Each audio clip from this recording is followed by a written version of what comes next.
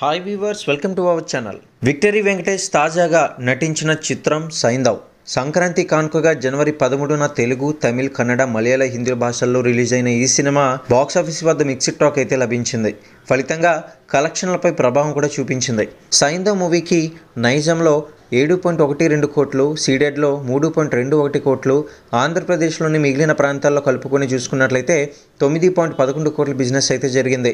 ఇలా మొత్తంగా తెలుగులో 19.12 కోట్లకు అమ్ముడైంది సైంధవ్ మూవీ. అలాగే కర్ణాటక ప్లస్ రెస్ట్ ఆఫ్ ఇండియాలో 2.12 కోట్లకు, ఓవర్సీస్లో 4.10 కోట్లతో కలిపి మొత్తంగా ఈ చిత్రానికి 25.01 కోట్ల బిజినెస్ అయితే జరిగింది. ఇక సైంటిఫిక్ థ్రిల్లర్ జోనర్లో రూపొందిన వెంకటేష్ సైంధవ్ చిత్రం జనవరి 13న సంక్రాంతి కానుకగా పాన్ ఇండియా లెవెల్లో ప్రపంచవ్యాప్తంగా రిలీజ్ అయింది. ఇక మొదటి ఆట నుంచే ఈ చిత్రానికి అంతగా రెస్పాన్స్ అయితే రాలేదు. దీంతో ఈ చిత్రానికి ప్రేక్షకుల నుంచి కూడా పెద్దగా ఆశించినంత స్థాయిలో రాలేదు. అయితే ఇక బాక్సాఫీస్ వద్ద ఆశించినంత స్థాయిలో కలెక్షన్లు రాకపోవడంతో ప్రస్తుతం ఎలా ఉందనేది లుక్ వేసినట్లయితే శైలేష్ కులను దర్శకత్వంలో వెంకటేష్ నటించిన సైంధవ్ మూవీ 6 రోజుల ప్రపంచవ్యాప్తంగా 11.80 కోట్ల షేర్ అయితే వసూలు చేయగా ఇక 19.30 కోట్ల గ్రాస్ అయితే రాబట్టింది.